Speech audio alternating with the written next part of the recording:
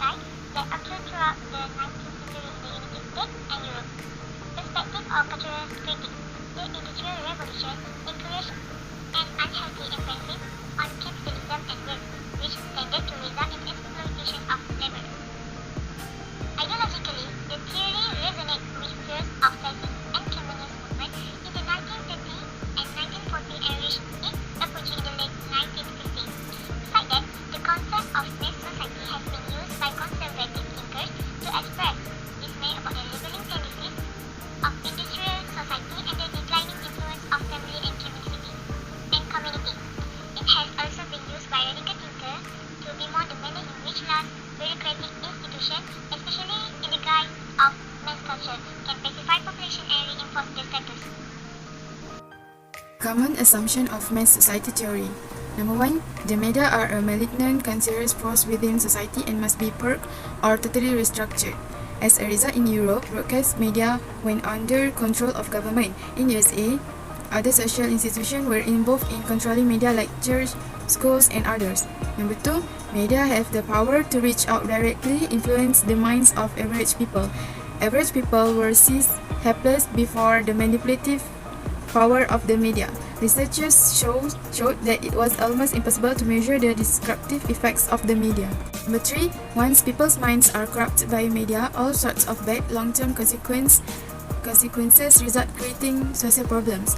Every major social problem somehow was thought linked to media, although some of them partly true but mostly misleading. Today, different than early period, we believe that the media are the only one of social institution. Number 4, average people are vulnerable to media because they have been cut off and isolated from traditional social institutions that previously protected them from manipulation. Early thinkers were celebrating old social values in folk communities, but we know that there were some restrictive aspects of old social order. Today, audience find media as friendly news source of politics, entertainment, and others. Should media be blamed for luring people away from folk communities by offering more powerful forms of entertainment, or were media simply providing people with attractive content at a time when folk communities has lost their ability to control their members? Media do not dominate other institutions permanently, except some period like social instability. Now we're looking at the early examples of mass society theory. Okay, as we know, media don't subvert culture, but they do play a major and sometimes counterproductive in world cultural change. Fear of totalitarianism has been replaced worldwide by growing disillusionment with consumerism and its power to undermine cultural and national identities. Okay, now we're looking at the first of example of mass society theory. The first one is Gemeinschaft and Gesellschaft by Tony's Conception. He said Gemeinschaft is traditional folk cultures. He said that in folk communities, people were bound together by strong ties of family and by tradition and by rigid social rules. Basic social institutions were very powerful. Gemeinschaft consisted of a dense network of personal relationships based heavily on kinship and direct face-to-face contact that occurs in a small closed village. Norms were largely unwritten and individuals were bound to one another in a web of mutual interdependence that touch all aspects of life. What about Gesellschaft? Gesellschaft is a modern industrial society. In Gesellschaft, people are bound together by relatively weak social institutions based on rational choices rather than tradition. Gesellschaft represents the framework of laws and other formal regulations that characterize large urban industrial societies. Social relationships were more formalized and impersonal. Individuals did not depend on one another for support and were therefore much less morally obligated to one another. Okay, now we move to another example. Mechanical solidarity and organic solidarity. Okay, the first one, mechanical solidarity by Durkheim's Conception.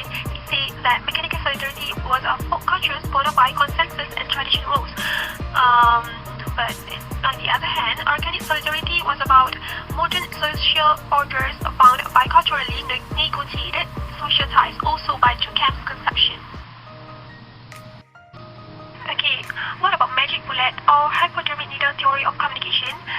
In this theory, it said that the media magic can fire the message directly into audience head without their own knowledge.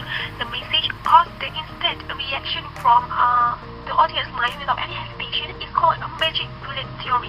The media needle injects the message into audience mind and it causes changes in audience behavior and the psyche towards the message.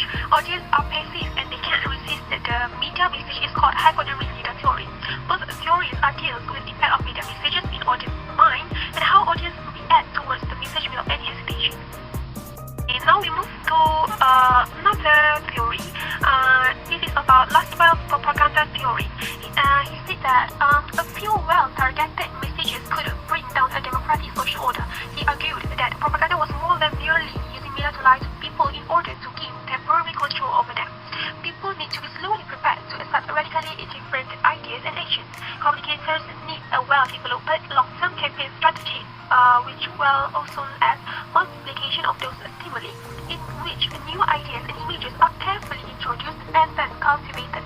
Symbols must be created and people must be gradually taught to associate specific emotions such as love or hate with these symbols. If these cultivation strategies are successful, they create what Laswell referred to as master or collective.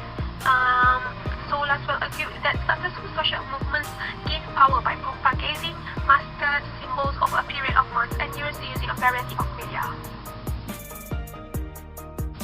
Last but not least, Lippmann's theory of public opinion formation. He said, like Laswell also, Lippmann believed that propaganda posed such a severe challenge that drastic changes in our political systems were required. The public was vulnerable to propaganda, so some mechanism or agency was needed to protect them from it. A benign but enormously potent form of media control was necessary. Self-censorship by media probably would not be sufficient. Lippmann shared Laswell's conclusion that the best solution to these problems was to place control of information gathering and distribution in the hands of a benevolent technocracy, a scientific elite who could be trusted to use scientific methods to sort facts from fiction and make good decisions about who should receive various messages. To accomplish this, Lippmann proposed the establishment of a quasi-governmental intelligence bureau that would carefully evaluate information and supply it to other elites for decision-making. This bureau could also determine which information should be transmitted through the mass media and which information people were better off not knowing. So that's all from me. Thank you.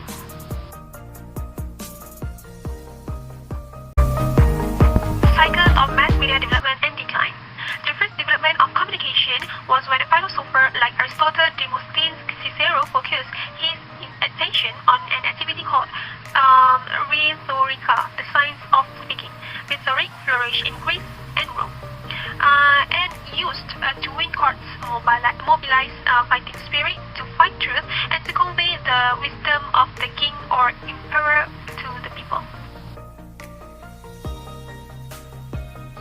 Acta diurna in Rome. Acta diurna is a bulletin board used by the authorities to convey policies to society. Did not last long because cannot reach to all people. Centuries after Christ, especially after the invention of the printing press, appeared in Germany the Zunskundesias is knowledge of newspapers.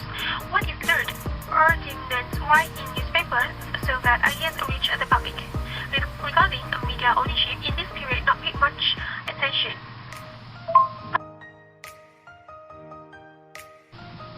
Publicitism does not only study the science of journalism, not even only mass communication, as in the US, but all activities involving the presentation of opinions in general. The figure who was instrumental in formulating the definition of publicistic so that into a discipline occurred by Which and Walter Hedgeman. Starting from reporting activity on general problems, especially criminal and mass reporting in 1454 in the United States, the term journalism took as in Europe, and this ownership is not too much of problem newspapers in the sense that they are not studied specifically and focused. Were developments related to messages. These mass and fast-taking patterns make journalism unable to accommodate anymore these symptoms. This emergence of radio and television as well as film is a new thing that is lacking anticipated by the term. Thus, a new term emerged as well as a discipline that accommodates these symptoms, namely mass communication. After World War II came the communicating wissenschaft. This term is a hybrid from the last term in mainland Europe with communication science. This term appears after the Boulder's return from his scientific trip to the United States. During this transition period, namely from before mass communication to mass communication, it is also illustrated the scientific study and name of the science that developed, namely from ZAILANI wissenschaft to the publicistic, which later also become communication wissenschaft, and from journalism to mass communication, which later also became communication science, can be seen schematically in the image above. The decline of mass media development. This period, in fact, began with publicity in Europe and mass communication in America. However, since mass communication is more prominent in recent times than publicity due to the fact that many scholars were sent to America during the Suharto regime in the 1980s, mass communication was more prominent and the faculty of publicity changed to become the faculty of communication. Early mass society theorists argued that media are highly problematic forces that have the power to directly reach and transform the thinking of individuals so that the quality of their life is impaired and serious social problems are created. Through media influence, people are automized, cut off from the civilizing influence of other people of high class. In this early theory, totalitarianism unavoidably results as ruthless, power-hungry dictators seize control of media to promote their ideology. Initially, mass society theory gained wide acceptance, especially among traditional social elite threatened by the rise of media industry. In time, however, people question its unqualified assertion about the media power to directly influence individuals. Mass society notion enjoyed longer acceptance in Europa, where commitment to traditional way of life and high culture have been stronger, and where distrust of average people and mass democracy run deeper.